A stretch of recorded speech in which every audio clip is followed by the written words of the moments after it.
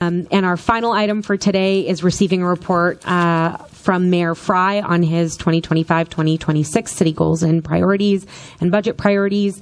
Mayor Frey, thank you for joining us here today. I'll invite you to address our committee. Thank you, Madam Chair and council members, for your due diligence and your work around this budget and also around the work of just making sure that we're guiding the purse strings of the city. Obviously, our budget lead in Jane DeSenza has got a lot of really good information. I'm glad you've been able to hear directly from her. So 2 weeks ago, I delivered my annual State of the City address, and that the remarks I articulated in the address are consistent with the promises and the goals that I've maintained throughout my time as mayor. The priorities that I shared with you largely have not changed, but they are very important in helping to direct our city resources, guide staff time, and then inform future budget decisions. My priorities also support our work adopted in the city's strategic and race equity action plan. As a reminder, the priorities are affordable housing and homelessness, that's one, economic inclusion and recovery, that's the second, safety and reform, that's the third. And also, there have been two newer priorities that were previously embedded in the other three, but we've decided to kind of lift them up. And those are our climate action work as well as good governance, which came along with the new government restructure. So those are the five priorities that largely inform the work that we do at the administration. Just because there is not a priority listed in there, it could mean that it just didn't make the list. It could also mean that it's actually embedded in one of those five. But we do need a short list of those high-level priorities in order to get the important work done. As the city, as you know, when you don't prioritize, then everything is a priority, and you don't end up getting things done. And delivering on our priorities is happening. And I'll just share a few examples that some of which I highlighted during the State of the City address, and by no means is this a complete list of that work. The first is affordable housing and homelessness. Thanks to the work of both our administration as well as the City Council, we're continuing our nation-leading work, including over $360 million invested since 2018. That's specifically in affordable housing. That work has remained guided by four pillars. Those four pillars in affordable housing are production. That's production of affordable housing with a focus on deeply affordable. That's home ownership with a focus on reducing racial disparities between white people and black people. That's renters' rights. And then finally, it's homelessness response in partnership with Hennepin County, which is the operator of the countywide shelter system and runs a lot of the social service work as well. Beyond that, as you know, we also do a whole lot of work in the area of naturally occurring affordable housing, recognizing that it's about 3 times cheaper to retain an already existing naturally affordable housing development than it is to build fresh. And since 2018, I'm sure you know we're producing affordable housing units overall at a rate of about 2.5 times the rate of the previous 6 years. And the work around prioritizing deeply affordable housing, that's housing at 30% of the area median income and under, that's presently happening at 8.5 times the previous rate. So 2.5 times for affordable housing overall, 8.5 times the previous rate for deeply affordable housing. And thank you for your collaboration on those really important investments. Also note something that just happened last night, which is a huge deal for our city. You're all familiar with the comprehensive plan and the subsequent litigation that we have gone through. The legislature's excellent efforts have now enabled us to continue on with that 2040 plan, which allows for us to have a diversity of housing options and therefore a diversity of people in every neighborhood. People often ask how you get affordable housing in middle and upper income neighborhoods. Well, the first key is to allow for it. And while technically speaking we did allow for it, practically speaking we didn't, because unless you're able to build a big home on a big parcel, it's very difficult to get affordable housing in huge swaths of the city. So that is a really big piece that I know so many up here on the dais and staff worked extensively on. And thank you to the legislators that helped get that done. Next is climate action. As you all know, we together created the Climate Legacy Initiative. funded it with $10 million, and we're setting a standard truly that other cities can follow. This was an area of great collaboration and consensus, and one of the big areas that we want to focus on for use of that $10 million is weatherization. Working with our labor and union partners and making sure that we can go into a neighborhood and almost have a situation where we're opting out instead of opting into getting these improvements done. Of course, that neighborhood should be focused in a green zone with a cross-section of both poverty and pollution. Obviously, that's not all we're doing on climate action, but in the interest of moving on to the next topic, economic inclusion and recovery. We elevated our arts work to be an entire department. You all were part of that. And they're setting out on a path to convert vacant storefronts into usable and vibrant spaces, and also support arts and cultural activities in our cultural districts. We have invested $11 million in the Ownership and Opportunity Fund since its inception in 2019. You all are very well familiar how much that has helped. It's helping 22 business owners become property owners.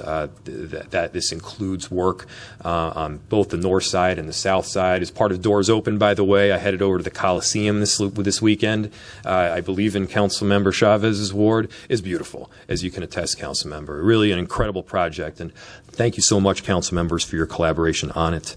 We're investing in infrastructure in our community also at George Floyd Square. We purchased the People's Way. A whole lot of work needs to be done towards getting it into both a physical shape, but also doing the engagement necessary to dictate that site's future.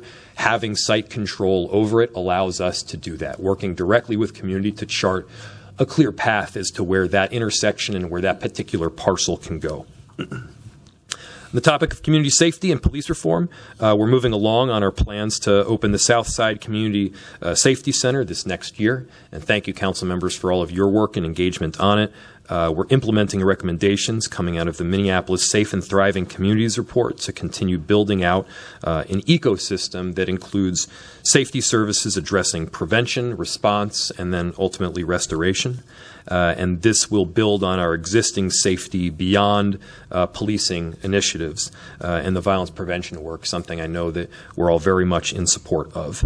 And we continue to do the work on police reform. Our police department, both through the settlement agreement and then the eventual consent decree, it helps us have a clear target as to what we need to hit. It helps make so that, everybody has a keen understanding of what we need to get done, and it's all about working together to strive towards getting there. One of the big elements that you will find in a settlement agreement, but we will also, I imagine, find in the consent decree is the implementation of an early intervention system. This is something that we've been working on for years, helps to bring all of the data that we receive in a number of different locations better, and importantly, helps us to suss out problematic conduct or behavior or mentality before it becomes a real problem. This is not just about disciplining officers. This is about making sure that officers have the right tools and they get the right support so they are their best versions of self, so that their well-being is taken care of, and that we've got the right supervisory pieces in place to make sure that when an issue is identified, we're able to quickly deal with it. And then finally, good governance. We're investing directly into our city workforce and seeing great results on new applications and hiring data, much of which I highlighted during the State of the City. We're recruiting first responders to fill some of these hard-to-fill roles, and we're making some great progress, especially in the 911 department.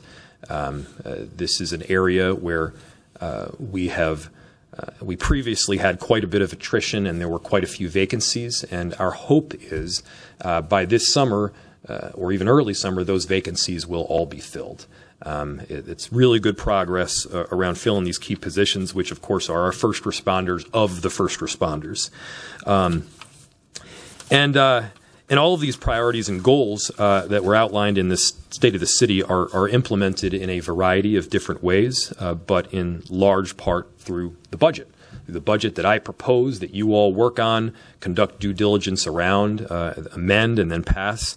And so as we look to this year's budget, I'll reiterate another sentiment that I said during my State of the City that I think you also heard from Mr. Senza, and that's the reality that budgeting is going to look very different this year. Now, I have often said around this time during the budget cycle that we were going to have a tough year, and then some influx of money that we weren't anticipating comes in to make it less so. This year, it looks like it will be that hard. We will have difficult decisions to make, and I won't repeat everything that I said during the State of the City, but the reality is that things will look different. This is not the year to add new programs. This is the year to make sure that we're using our money as efficiently as possible, recognizing where perhaps old or archaic programs aren't working as well, being innovative as possible, where if there are new programs or recently added programs that can be adjusted, and we need to effectively carry out the programs that we do have that are functioning at a high level. Here are a few areas where we know that we're going to have to invest this year, areas that are largely not optional. That first is our workforce. We believe in our staff at the city. It's one of my favorite parts about working here. They need to get paid. And there has been significant market adjustment taking place around working in the public service. These are hard jobs, and these are jobs that we need in the city, and we're looking at the renewal around 12 plus union contracts that will certainly come with increases in wages, in some cases significant increases in wages, and those increases will be reflected in a budget levy. Police reform. We already know we're working on a settlement agreement. We anticipate a federal consent decree coming soon as well. These are also costs that will be added in some form to that levy. And again, these are costs that are largely not optional, but we all know that we need to do, and will be part of that increase as well. The kicker, as you know, is downtown valuation. We know our tax base will have to shift, and we don't want the burden to fall too much on our residents. It'd be a different scenario if we had a progressive tax system in place. The tax system that is presently available is a regressive one. It disproportionately impacts low-income people and seniors. And I'd be happy to work with all of you on finding solutions to that overall dynamic. I think there's room for quite a bit of collaboration there. In the immediacy, however, we're dealing with the system we've got, which is property taxes. And the money's got to ultimately come from somewhere, and so the burden of that regressive shift, it goes to our residents.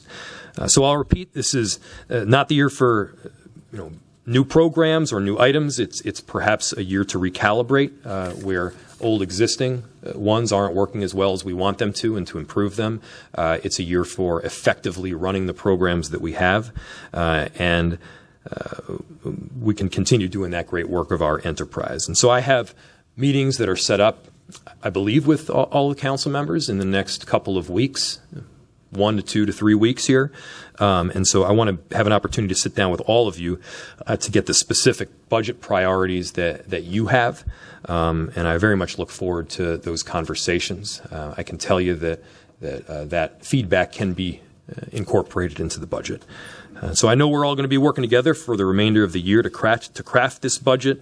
There is still a ton of work to do on our administrative side to figure out where that budget is, where the levy lands, what kind of financial resources we have incoming, and what are our costs outgoing.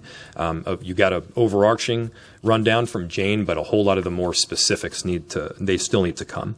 And so I look forward to working with you, council members. I look forward to getting your feedback, to your input, and also keeping those property taxes as low as we possibly can, recognizing the issues that are presently taking place. So thank you, council members. I appreciate the time.